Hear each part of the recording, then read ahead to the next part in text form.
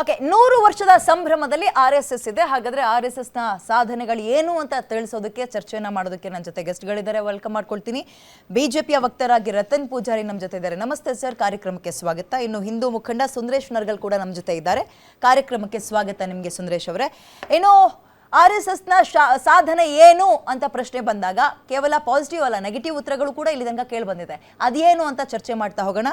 ಚಿಂತಕರು ಹನುಮೇಗೌಡರು ನಮ್ಮ ಜೊತೆ ಜಾಯ್ನ್ ಆಗಿದ್ದಾರೆ. ಸರ್ ನಮಸ್ತೆ, ಕಾರ್ಯಕ್ರಮಕ್ಕೆ ಸ್ವಾಗತ. ನಮಸ್ಕಾರ. ಇನ್ನು ಮುಸ್ಲಿಂ ಮುಖಂಡ MD ಫಾರೂಕ್ ಅವರು ಕೂಡ ನಮ್ಮ ಜೊತೆ ಇದ್ದಾರೆ. ನಿಮಗೂ ಕೂಡ ಕಾರ್ಯಕ್ರಮಕ್ಕೆ ಸ್ವಾಗತ. ನಾನು ನೇರವಾಗಿ ಈಗ ಸುಂದರೇಶ್ ಅಥವಾ ರತನ್ ಪೂಜಾರಿ ಅವರು ಇಬ್ಬರಲ್ಲಿ ಯಾರಾದರೂ ಒಂದು ಉತ್ತರ ಕೊಡಿ. ಫಸ್ಟ್ ಕಾಮೆಂಟ್, RSS ನ ಸಾಧನೆ 100 ವರ್ಷದಲ್ಲಿ ಏನು? ಹೇಗೆ ನಾವು ಸೆಲೆಬ್ರೇಟ್ ಮಾಡಬೇಕು? ಹೇಗೆ RSS ನ ನೆನಪಿಸ್ಕೊಳ್ಬೇಕು? ನೋಡಿ, ಎಲ್ಲರಿಗೂ ಒಂದು ಮೈಂಡ್ ಸೆಟ್ ಅಂತ ಇರುತ್ತೆ. ಎಲ್ರಿಗೂ ಜೀವನದಲ್ಲಿ ಏನಾದರೂ ಸಾಧಿಸಬೇಕಂತ ಹೇಳಿದ್ರೆ ಒಂದು ಮೈಂಡ್ ಸೆಟ್ ಇರಬೇಕಾಗತ್ತೆ. ಅದೇ ಥರ ಒಂದು ದೇಶಕ್ಕೂ ಕೂಡ ಒಂದು ಮೈಂಡ್ ಸೆಟ್ ಇರುತ್ತೆ. ಅಂದರೆ ಕಲೆಕ್ಟಿವ್ ಜನರ ಮೈಂಡ್ ಸೆಟ್ ಏನಿದೆ ಅದು ಒಂದು ದೇಶದ ಮೈಂಡ್ ಸೆಟ್ಟು.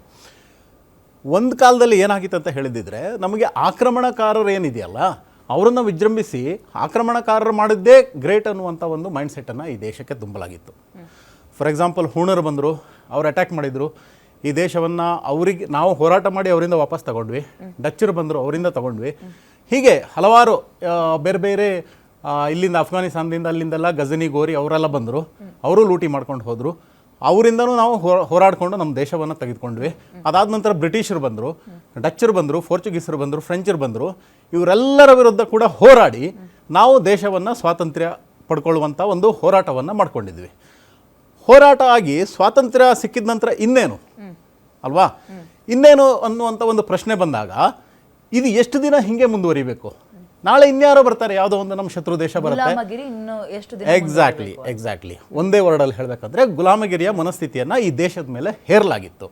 ಆ ಗುಲಾಮಗಿರಿಯಿಂದ ನಾವು ಹೊರಗಡೆ ಬಂದು ನಾವು ನಮ್ಮ ದೇಶ ಗ್ರೇಟು, ನಾವು ಗ್ರೇಟು ಅನ್ನುವಂಥ ಒಂದು ಮೈಂಡ್ಸೆಟ್ಟನ್ನು ಈ ದೇಶದ ಜನತೆಗೆ ತರುವಲ್ಲಿ ಅತೀ ದೊಡ್ಡ ಒಂದು ಭೂಮಿಕೆಯನ್ನು ನಿರ್ವಹಿಸಿದರೆ ಅದು ರಾಷ್ಟ್ರೀಯ ಸ್ವಯಂ ಸೇವಕ ಸಂಘ.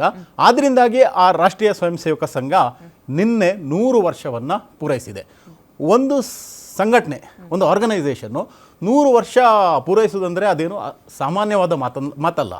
ಅದರಲ್ಲೂ ಕೂಡ ಒಂದು ಸಾಮಾಜಿಕ ಸಂಘಟನೆ 100 ವರ್ಷ ಒಂದು ಪೂರೈಸಿದೆ ಅಂತ ಹೇಳಿದ್ರೆ there is some stuff in it, there is some contribution by it for the nation.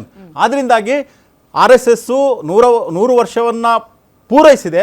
ಅಷ್ಟೇ ಇಲ್ಲ, ಈ ದೇಶ RSS ಅನ್ನು ಒಂದು ವಿಜೃಂಭಣೆಯಿಂದ ತನ್ನಲ್ಲಿ ಒಂದಾಗಿಸ್ಕೊಂಡಿದೆ ಅನ್ನುವಂಥ ಒಂದು ವಿಷಯವನ್ನು ಹೇಳಲಿಕ್ಕೆ ಬಯಸ್ತೀನಿ. ಇನ್ನು ಒಂದೇ ಒಂದು ಆ್ಯಡ್ ಮಾಡ್ತೀನಿ. ಇನ್ನು RSS ನಮ್ಮ ಪರಮ ಪೂಜ್ಯ ಗುರುಗಳಾದ 2ನೇ ಸತ್ಸಂಗ ಚಾಲಕರವ್ರು ಹೇಳ್ತಾರೆ, ಅವ್ರಿಗೆ ಒಂದ್ಸಲ ಪ್ರಶ್ನೆ ಕೇಳ್ತಾರೆ ಇದೇ ಥರ, RSS ಏನು ಮಾಡಿದೆ ಅಂತ ಕೇಳ್ತಾರೆ. ಆವಾಗ ಹೇಳ್ತಾರೆ, RSS ಏನು ಮಾಡಲ್ಲ, RSSನ ಸ್ವಯಂ ಸೇವಕರು ಎಲ್ಲವನ್ನೂ ಮಾಡ್ತಾರೆ, ಮಾಡದಿರುವಂಥದ್ದು ಏನೂ ಇಲ್ಲ ಅಂತ ಹೇಳ್ತಾರೆ. ಆದ್ದರಿಂದಾಗಿ ಇವತ್ತು ನೀವು ನೋಡಿ, ದೇಶದ ಪ್ರಧಾನಮಂತ್ರಿಗಳು ಒಂದು ವೇಳೆ ಅವರು RSS ಸೇರಿಲ್ಲ ಅಂದರೆ ಮೋಸ್ಟ್ಲಿ ಒಂದು ಇನ್ನೂ ಚಾಯ್ ಅಂಗಡಿ ಇಟ್ಕೊಂಡಿರ್ತಿದ್ರೇನೋ, ಅಥವಾ ಅದು ಚಹದ ದೊಡ್ಡ ಬಿಸ್ನೆಸ್ ಮ್ಯಾನ್ ಆಗ್ತಿದ್ರೇನೋ ಅಲ್ವಾ. ಆದರೆ ಅವರು RSS ಸಂಪರ್ಕ ಬಂದರಿಂದಾಗಿ ಅವರಿಗೆ ವ್ಯಕ್ತಿ ನಿರ್ಮಾಣ ಆಗಿ ಅವರು ಇವತ್ತು ದೇಶದ ಉನ್ನತ RSS ನಿಂದ ರಾಜಕೀಯಕ್ಕೆ ಬರೋಕ್ಕೆ ಸುಲಭ ಅಂತ ಹೇಳ್ತಾ ಇದ್ದೀರಾ? ನೋ, ವ್ಯಕ್ತಿ ನಿರ್ಮಾಣ ಅವ್ರು ಎಲ್ಲಿ ಬೇಕಾದ್ರು RSS ನಿಂದ ಬಂದವರು. ನಾನು ಹೇಳ್ತಿದ್ದೀನಿ, ಇರಿ ನೀವು ಮಾತಾಡುವಾಗ ನಿಮ್ಗೆ ಏನು ವಿರೋಧ ಇದೆ ಅದನ್ನು ಹೇಳಿ. ಓಕೆ, ನಾವು ವಿರೋಧಕ್ಕೆ ವಿರೋಧ ನೀವು ವಿರೋಧ ಮಾಡಬಾರ್ದಂತಲ್ಲ, ನಾವು ಸರ್ವಾಧಿಕಾರಿ ಮನಸ್ಥಿತಿಯನ್ನು ಹೊಂದಿಲ್ಲ. RSS ಈ ದೇಶಕ್ಕೆ ಸಮರ್ಪಿತವಾದಂಥ ಒಂದು ಸಂಘಟನೆ. ಅದರ ಕೆಳಗಡೆ ಅವರು ದೇಶಕ್ಕೆ ಏನೇನು ಬೇಕು ಆ ಥರದ ಬೇರೆ ಬೇರೆ ಒಂದು ಸಂಘಟನೆಯನ್ನು ಹುಟ್ಟಾಕಿದ್ದಾರೆ. ಅದರಲ್ಲಿ ರಾಜಕೀಯ ಭಾರತೀಯ ಜನತಾ ಪಾರ್ಟಿಗೆ ಕೂಡ ಅವರು ಗೈಡ್ ಮಾಡುವಂಥ, ಮಾರ್ಗದರ್ಶನ ಮಾಡುವಂಥ ಕೆಲಸವನ್ನು ಮಾಡಿದ್ದಾರೆ. ನೀವು ಹಲವಾರು ಬಾರಿ ಇವರು ನಮ್ಮ ಸರಸಂಘ ಚಾಲಕರು ಹೇಳಿರುವಂಥದ್ದು ಕೇಳ್ಬೋದು. ನಾವು BJPಗೆ ಇವರನ್ನು ಕೊಡ್ತೀವಿ, ಯಾರನ್ನ ಪ್ರಚಾರಕರನ್ನು ಕೊಡ್ತೀವಿ, ಕಾರ್ಯಕರ್ತರನ್ನ ಕೊಡ್ತೀವಿ, ಯಾಕಂದ್ರೆ ಅವ್ರು ಕೇಳ್ತಾರೆ. ಆವಾಗ ನಾವು ಮಾರ್ಗದರ್ಶನ ಮಾಡ್ತೀವಿ, ಯಾಕಂದ್ರೆ ಅವ್ರು ಬಂದು ಕೇಳ್ತಾರೆ. ನಾಳೆ ಕಾಂಗ್ರೆಸ್ನವ್ರು ಬಂದು ಕೇಳದಿದ್ರು ನಾವು ಕೊಡ್ತೀವಿ ಅಂತ ಹೇಳಿದ್ದಾರೆ ಅವರು. ಕಾಂಗ್ರೆಸ್ನವರು ಯಾವತ್ತೂ ಹೋಗಿಲ್ಲ, ಆದ್ರಿಂದಾಗಿ ಅವರು ಸಿಕ್ಕಿಲ್ಲ.